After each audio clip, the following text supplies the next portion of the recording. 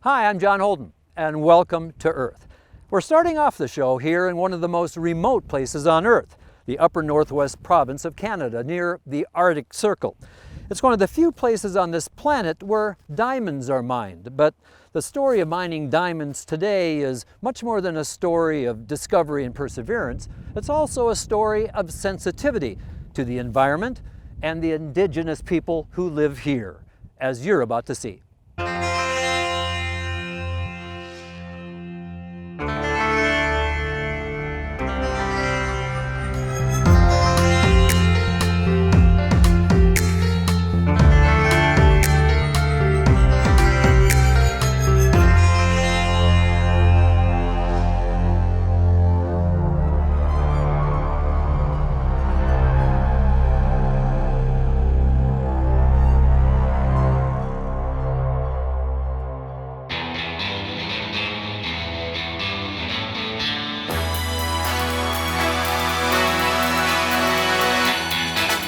We all know a diamond is a woman's best friend, a symbol of a loving relationship and marriage, and one of this Earth's most valuable gemstones.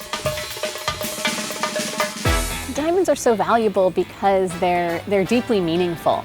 They symbolize our most important moments, and they're something that come from the Earth. They're that perfect marriage of what Earth was able to create and what humans are able to unleash. This lasting treasure from the Earth needs to be ethically sourced without disrupting our planet or indigenous people. This is something that Bridge Jewelers goes far above and beyond in caring for the Earth, especially when it comes to their most unique diamond brand called Akuma.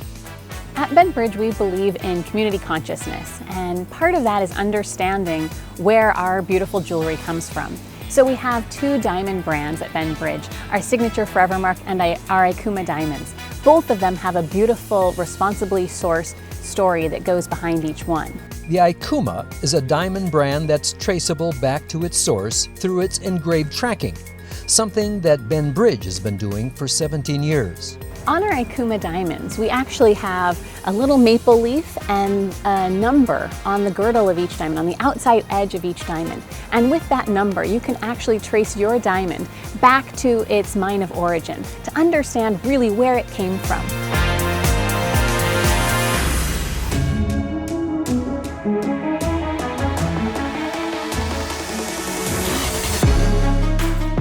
So where does the engraved tracking number on each unique diamond lead us to?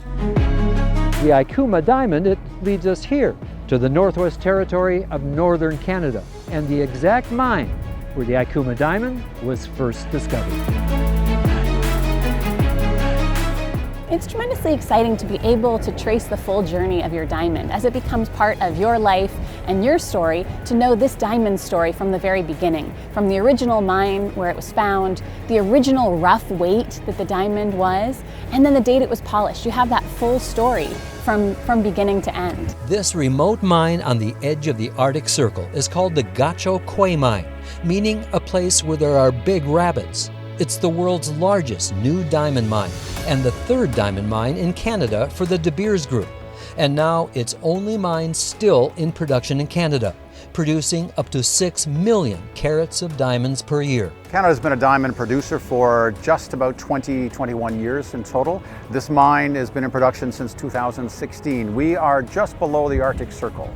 The whole territory, which is a gigantic piece of land, only hosts about 40,000 people, and it might be the equivalent of maybe a third of the U.S. footprint when it comes to physical size. So it's a very harsh environment, but it's an environment that yields beautiful diamonds. This is one of our haul trucks in our fleet. We've got 15 of these. This particular truck is able to take 220 tons at a time, which makes it the largest one in the fleet. We've got several of this size. We move about 125,000 tons of material a day, of which about 10,000 tons contains the rock that has the diamonds in it. So that 10,000 tons will be processed through the plant, and at the end of that 24-hour period, we're averaging about 20,000 carats a day of diamonds, which is about a coffee can full. And that's a big production number when it comes to global diamond production. Opening a diamond mine like Gahcho Kué was no small task. Finding diamond mines can take decades, and the De Beers Group takes extreme care in exploration, analysis of impact on the environment, community involvement, care of local fauna and wildlife, and building an extensive life plan for the mine. We need to understand the area. So it's a blend of modern science and traditional knowledge, and that's the way the partnership really has to grow. And it's really important to us because it contributes to how we understand the land, the wildlife, the use of the land, and then helps us shape eventually how we're going to return the land to the form that it was when we discovered it. We have a project where we're taking one of the waste streams from mining, these mine tailings, which are the finely ground rock, and we're using them to capture and store carbon dioxide from either the exhaust of power plants or from the atmosphere and turn them back into minerals so that they are isolated from the atmosphere to help mitigate climate change. We really focus on optimizing the energy that we do use. So we use about 20 million liters a year for producing electricity behind us here in this facility. And you can see that it's modular, so we've got these 5 modules that produce the electricity.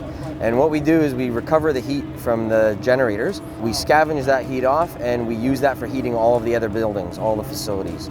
Once a location is chosen, it's all about protecting the environment, protecting the fauna and flora and wildlife in the area, and protecting the local indigenous people to give them jobs and make the mine a part of their life. It's a good opportunity for us Aboriginal people to get tickets. If the mine wasn't here, we probably wouldn't be where we are in this day and age. It's a career, sets you in the right path. And, I mean, I work on trucks like that right there, and sometimes I work on light vehicles too. It's setting me up for my future, make sure I have a good career ahead of me and everything.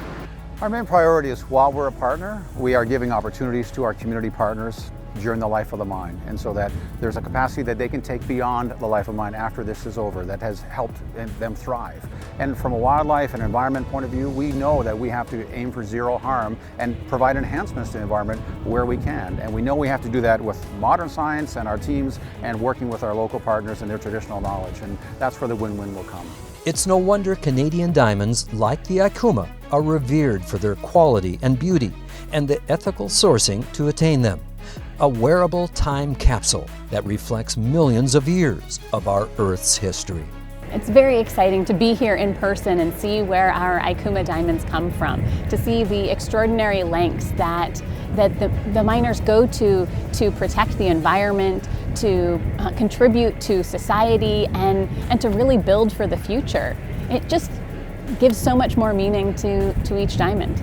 Knowing all about the ethical mining of this precious gem called the Akuma helps you appreciate its value all the more.